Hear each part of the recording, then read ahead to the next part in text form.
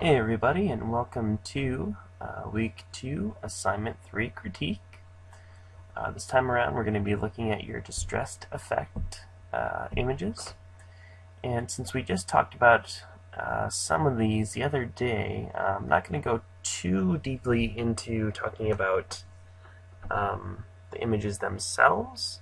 I'm going to kind of restrict myself to talking more about how well the image and the effect go together, and whether or not I think that effect is adding anything to the image, and then just basically talk a little bit about how accurately you did the distressed technique itself. So this time around, your group is Julie, Tammy, Chloe, and Jessie.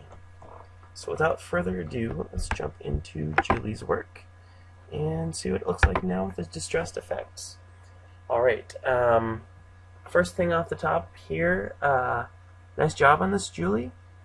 This is something that a lot of people tend to have a hard time with. A lot of times what this ends up looking like is that the person basically painted a white border around their photo, and what it really should look like is what you have here, and that is that the image itself should look like it has been painted onto the background. Now obviously it's still photographed, but like essentially the emulsion would be the thing, the emulsion within the name emulsion edges is basically the thing that captured the image and fixed it to the background. So this is really the way you want to do it. I do like this too, the way that it looks like you just slightly missed, like it just wasn't quite thick enough right here. This actually looks fairly true to what it looks like when you do this process in the darkroom. So yeah. In terms of how well it goes with this image, I would say fairly well.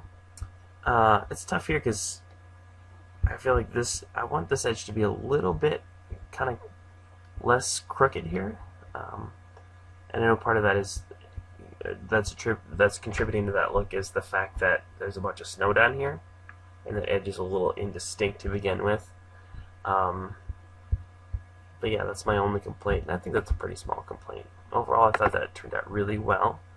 Now let's film grain. I kind of want to zoom in on this a little bit. So what this looks like more than anything is it looks a little pixelated. Now maybe I'm looking at it too closely, but yeah, it kind of looks more pixelated than film graining. That might, yeah, I think that probably has more to do with the actual size of this image, because I think it actually is pixelated. It might be just being blown up a little bit beyond its ability to be blown up. Or maybe, I'm not sure, but that's definitely more of a pixelated look, I'd say, than a film grain look. Moving on to the next one. Alright, definitely the wrinkled paper. I think this works well. As I talked about last time around, this is not necessarily my favorite image, but one area that I think is working really well is actually here in the sky.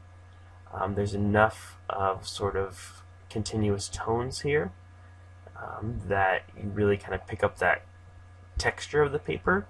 It's almost kind of disappearing down in the boards here, but I think it looks really nice up in this area. And again, you have the sort of the grain of this wood here is masking that effect a little bit, and to a certain extent some of the snow in here, but up here where it's a little bit more of a continuous, less detailed area, it's really picking that up nicely. I would say that effect is well applied in this image too.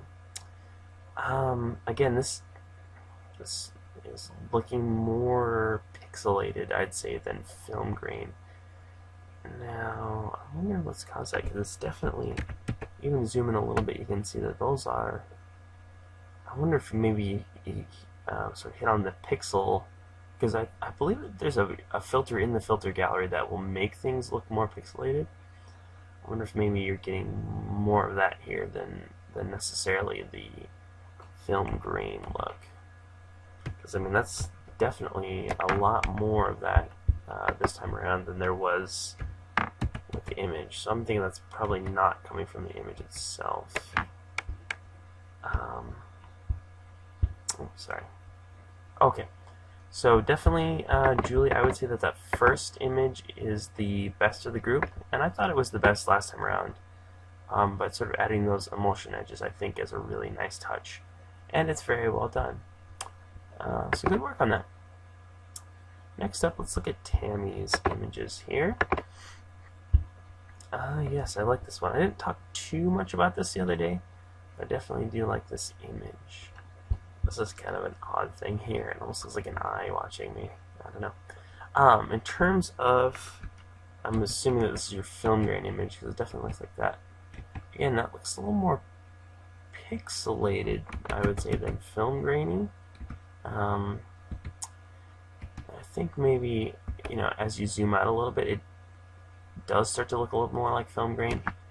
But the pixelation is tough, because that definitely, film grain is a texture like that, but it's more of like, it's not quite, I guess maybe, what would be the best way to say it? It's more of like the texture itself is more like a series of round dots that make everything up, as opposed to pixelation looks more like squares. And it's kind of subtle from a distance, but if you get up close at all, you definitely start to see that difference. I would say again, as I was saying earlier, I think that this is a really good, a really smart choice to use the crinkled paper effect on, because the subject of your image is already kind of distressed. Adding a distressing effect to that, especially the crinkled paper on this one, really does reinforce that. And I think that I think I really am liking that effect on there a lot. It almost has the effect to make the rusty areas look even rustier, which I think is pretty cool. And this guy. Now this looks cropped down. I know last time around we were talking about cropping this down. Maybe that's wishful thinking on my part, but that does look cropped down. I would say so. I mean, this is definitely more square, right? I would say your emulsion edges aren't quite as accurate as Julie's ones that we just looked at. Having said that, I actually really like the look of these edges. They almost look more like splattered edges to me. I think that actually works really well, especially with the subject matter of your image being this big sort of barrel. I think that actually is a really nice effect with that. Let's go ahead and zoom in just a little bit here. Yeah, I think that looks cool. I do. Yeah, I think these sorts of things are what's kind of making it feel a little bit more like a splatter effect. But I think that's really nice. So nice work, Tammy. And again, I really liked that image the last time we were looking at it. So to see it with that cool effect, I think is really nice. So let's look at Chloe's images here. Now in terms of these, I would say I'm not 100% sold on these edges. I mean, they definitely...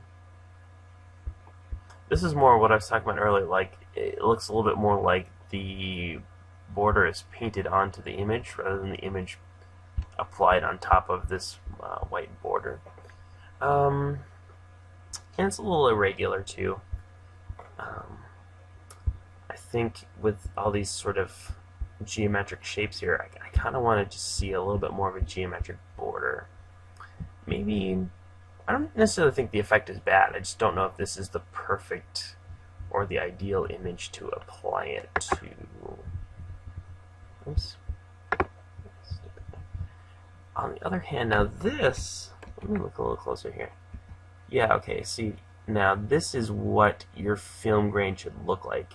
See how it doesn't look like a bunch of squares, but it actually looks more like the individual things that it's broken down to are more circular? That's what film grain should look like. And actually, that image with that shallow depth of field and the way that the lighting works in there does look like a film image that's been printed in the darkroom and then had this this kind of looks like a split tone. I can't remember what this was when looking at your images before, but this looks like a split between maybe like a selenium and a sepia. And it definitely you did a very good job here of sort of capturing that look as it would look having done it in the darkroom. I also like this image quite a bit as an image. The way that this looks like a door and like a doorknob here, but it's like very kind of abstract. Even within the sort of circular of the knob, you have this sort of some of the reflected forms, but they're working pretty well. And the shallow depth of field is really nice here too. You sort of eliminate any distracting background stuff, and also definitely serves to direct the viewer's gaze there. What else do I want to say about this? It's a little bit compositionally, it's a little close to center, but it actually doesn't bother me. Usually, you know, the most eye-pleasing compositions, you avoid sort of putting something like this in the middle, but it doesn't actually bother me here. I don't know if it's something to do with these lines that are sort of, you know, gradually leading my eye back, but anyway.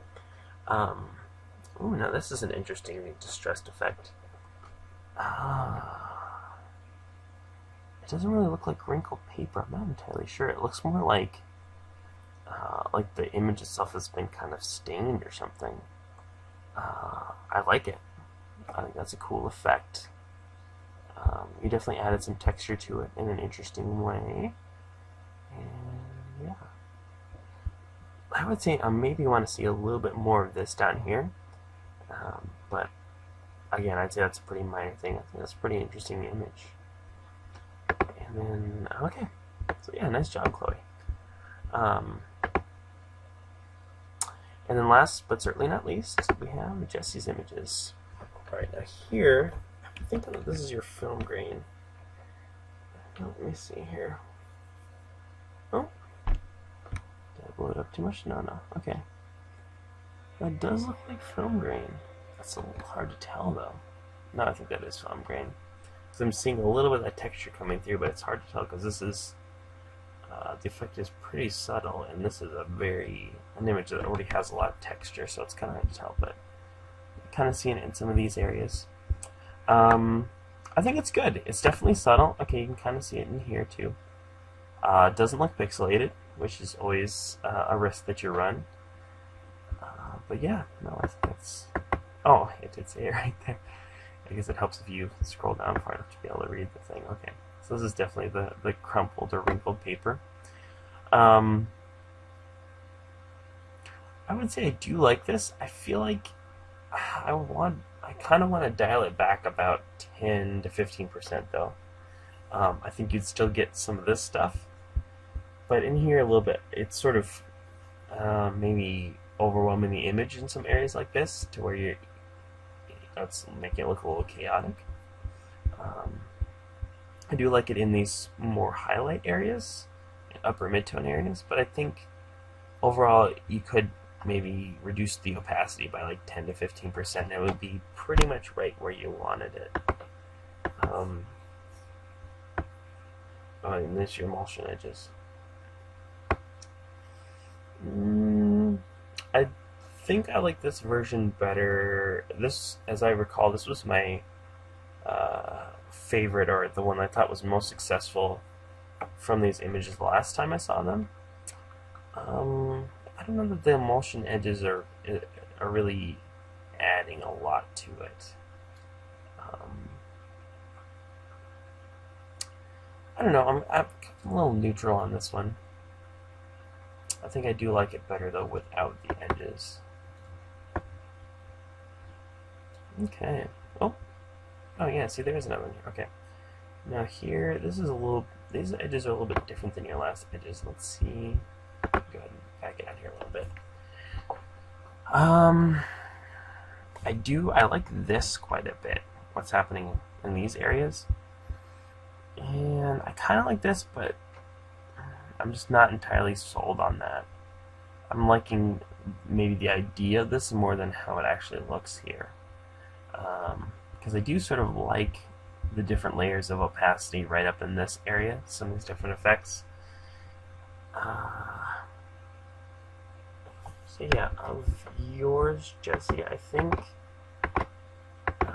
probably the first one, the film grain. I definitely think that's probably the one where the effect is most accurately applied, and I think that it is the image where the effect is contributing the most to the image itself.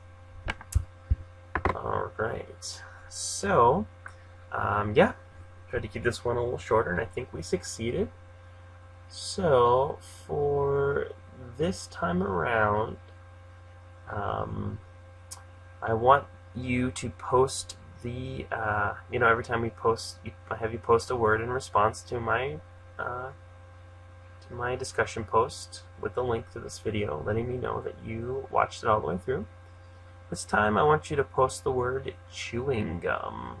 I guess that's actually 2 words, but yeah, just for fun, why not? So yeah, go ahead and reply and post that.